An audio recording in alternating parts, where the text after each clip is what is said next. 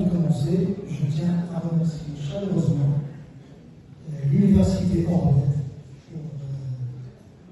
pour cette belle initiative. Je tiens à remercier également le comité d'organisation de cette conférence, ainsi qu'un ensemble des enseignants-chercheurs, étudiants et invités présents aujourd'hui.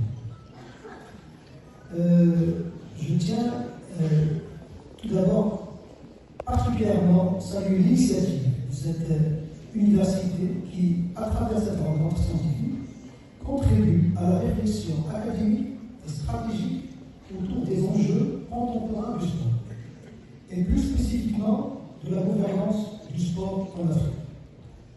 C'est pour moi un réel honneur et un privilège de pouvoir partager avec vous quelques analyses et perspectives sur un thème aussi fondamental pour le développement, la performance et la crédibilité des systèmes sportifs africains. Alors, concernant mon intervention, qui est la gouvernance du sport, donc, comme vous le savez, à chaque fois que le sujet du sport en Afrique est soulevé, son développement, sa réalisation, ses déboires, son ascension, et le plus souvent, à l'occasion de ces débats, la question de sa gouvernance est simultanément posée, avec ce qui s'ensuit comme débat, les problématiques liées au concept de bonne gouvernance, en opposition passive à ce qui serait une mauvaise gouvernance. Ce concept de bonne gouvernance est en fait évoqué dès lors que la question à traiter est complexe ou insuffisamment comprise. À chaque fois qu'il est difficile d'expliquer un résultat jugé décevant. À chaque fois que l'on cherche, en fait, à cacher l'incompréhension d'une situation. Et peut-être même à dissimuler une probable incompétence à traiter des problématiques relevées. En fait, au lieu d'aller creuser et déterrer les raisons profondes, les explications plausibles, les atouts et les faiblesses du sport africain, pour d'abord le comprendre, et ensuite raisonner avec les données tangibles, on va se contenter au mieux de faire du benchmark et de façon très simpliste, dire que le sport africain souffre d'une seule et unique flétrissure, qui est la mauvaise gouvernance.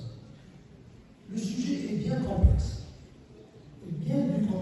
Le sujet est bien plus complexe, à partir même du fait que le concept du sport est généralement mal défini, et que le cœur des métiers du sport se trouve peu ou pas défini, peu ou pas compris, peu ou pas pris en considération. Il s'agit bien évidemment de la performance sportive. C'est déterminant, et ces facteurs favorisants ou gros.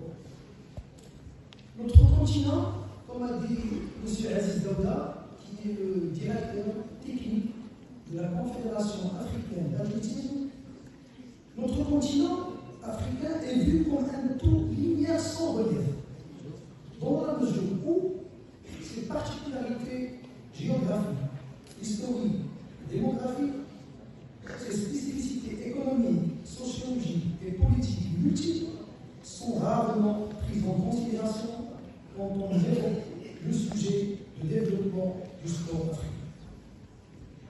Pour expliquer ou analyser ce sujet, le lien est rarement fait avec un grand nombre de facteurs sous-jacents, voire déterminants.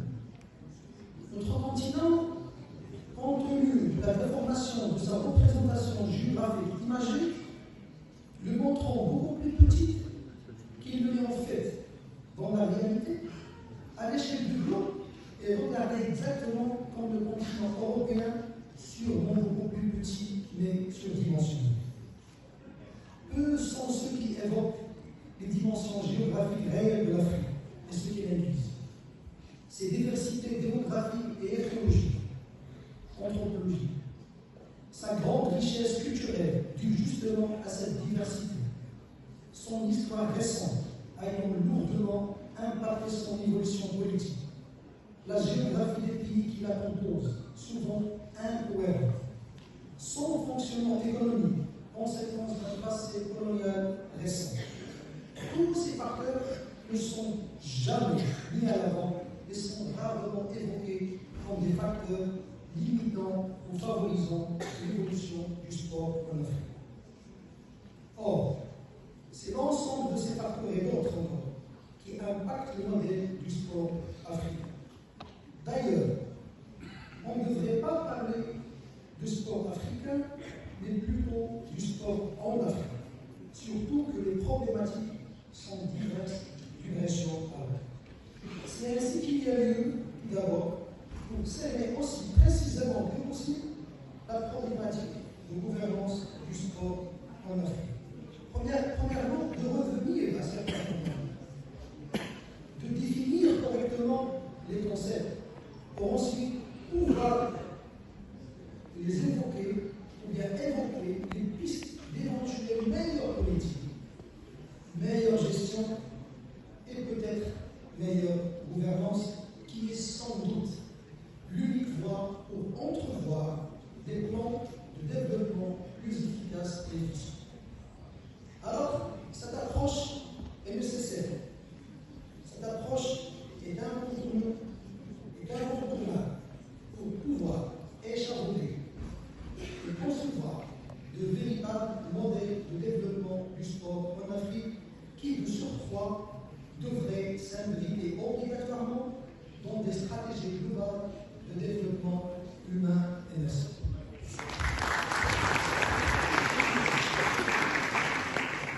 Merci beaucoup pour l'intervention. Si vous voulez bien enchaîner, les yeux sur votre table.